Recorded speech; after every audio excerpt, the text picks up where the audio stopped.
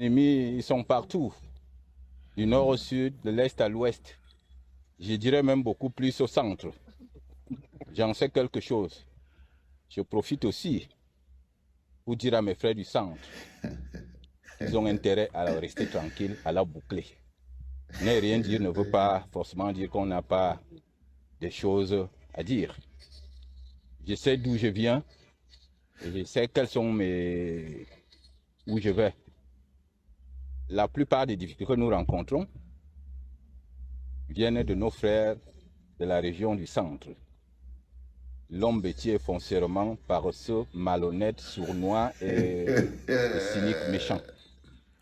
Certains ont profité, bien entendu, des pouvoirs régaliens de la première institution du pays. Je parle là du chef de l'État. Un décret a été signé lundi et mardi. On devient le plus grand militant, on devient l'homme le plus intelligent. Il s'agit d'un avertissement que je lance à ceux qui sont en train de me jeter les pots de banane. J'ai tous les moyens. J'ai 4 télévisions, 2 radios, et je vous annonce d'ailleurs qu'une autre opération est en gestation. En d'autres termes, j'ai décidé au sein de l'ISAM, l'Institut supérieur des sciences et des arts et métiers, de construire une bibliothèque dédiée au président Paul Biya à 500 millions de francs. Cette opération va commencer dans les plus brefs délais. Et quand je dis quelque chose, je fais. Quand je fais, je dis. Nous sommes là pour accompagner le chef de l'État. Il a eu un mandat de 7 ans, éventuellement renouvelable. Comme quelqu'un me disait, le président a juste posé le stylo à côté, mais l'encre n'est pas finie. Je demande donc à ces petits rois télé, tu crois qu'être à côté du chef de l'État, ils freineront mon élan. Ils sont avisés. Si je sens encore la moindre provocation, je laisserai ma casquette de patriarche, parce qu'il s'agit de patriarche, je suis patriarche, des hommes lois, et je demanderai à mes journalistes de faire leur travail, et tout leur travail, et personne n'oserait m'accuser de fratricide. Bonjour les enfants, c'est papa. Ceci n'est pas le premier podcast de la journée, ceci est l'introduction au premier podcast de la journée. Vous avez compris la nuance? Ce monde est vanité, poursuite du vent. Il parlait comme ça de ses frères Betty. C'est de vous qu'il parlait comme ça. Vous, ses frères Betty de la Léquier. Pour que vous dites que c'est exactement ça, comme ça que vos élites vous ont toujours traité comme des moins que rien. Vous les jeunes de la Léquier, vous les jeunes Betty, les jeunes, vos élites comme ça, qui vous ont toujours traité comme des moins que rien. Et c'est pour ça que j'ai toujours été surpris de votre fidélité à des gens qui vous traitent comme des serpillères. À des gens qui vous traitent comme des serpillères. Je vais commencer par féliciter tout le monde. Vous sentez bien le pouvoir de l'indignation collective. Le peuple peut décider quelque chose et le peuple a cette chose. Vérité ou pas vrai, justice ou pas justice, le peuple veut ta tête, le peuple prend ta tête, man. Quand le peuple veut ta tête, le peuple prend ta tête parce que le pouvoir est au peuple. Parce que le pouvoir au peuple. Vous avez découvert ce qu'on appelle le pouvoir de l'indignation collective. Et je tenais à vous féliciter, vous tous.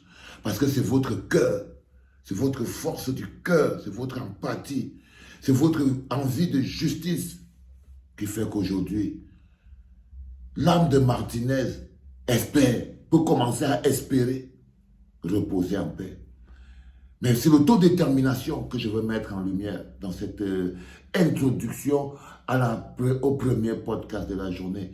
Vous avez fait preuve d'une autodétermination à nul autre pareil. Personne n'a échappé. Journaliste, on arrête. Artiste, on arrête. Influenceur, on arrête. On n'a laissé personne. On n'a laissé personne. Parce que la cible, c'était la même chose. Ces petits artistes, influenceurs, chanteurs, stars à 2 balles qu'on interprète là, ils croyaient que c'est eux qui sont importants. Ils croyaient que c'est leur petit nom qui soit important. Non, on s'est servi juste de vos noms pour pouvoir mettre la pression sur la situation claire et nette du frère Martinez Zogo et sa soif de justice. Ngounengano, Nathalie Nkwa, on s'en fout, frère. C'était pas notre problème. C'est juste que si vous ne voulez pas parler, nous on parle à votre nom. C'est pour ça. Et le résultat est tombé. Le résultat est tombé, c'est que la justice vient de faire un pas. La justice vient de mettre un pas. La même manière dont il traite les bêtis.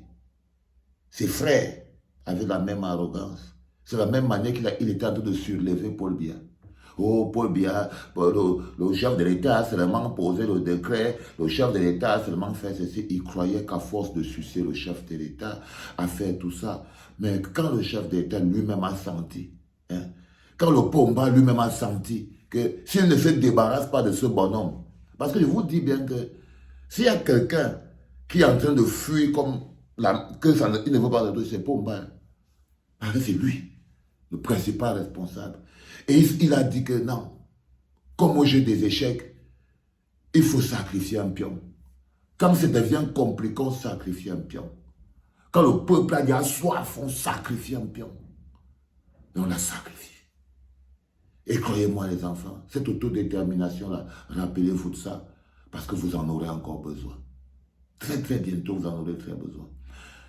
Je vais terminer cette introduction en vous annonçant le premier podcast de la journée. C'est juste derrière celui-ci. Et on est sur l'homme et frère Friedelin pour que les bêtis comprennent encore que si jamais ils croyaient qu'ils avaient le pouvoir, que ceux qui sont au pouvoir là sont leurs frères bêtis, ils se trompent. Parce que vous allez voir maintenant ce qu'ils ont fait à Friedelin. Un autre bêtis. Dans la tourmente et la broyeuse des mêmes gars de la Légué. Je vous ai dit, vous les gars de la Légué, je vais vous mettre au pas. Tous les gars bêtis là, je vais vous mettre au pas. Vous allez être des soldats. Vous allez être des déterminés. Je vous dis, je vais aller chercher la puissance qu'il y a dans vos cœurs. Je vais enlever la jalousie, la lâcheté, la faiblesse, le rampampam, le commérage que vous avez dans le cœur, là. Vous les gars petits, la jeunesse petite. Je vais enlever tout ça et je vais remplir par le courage et la détermination. Allez, bon réveil les enfants. Là derrière, c'est Friedelin. Là devant, c'était la lecture de l'heure. Dans le peuple, le vent, il boit. Oh, dans le peuple, le vent, il boit. Il boit. Dans le peuple, le vent, il boit.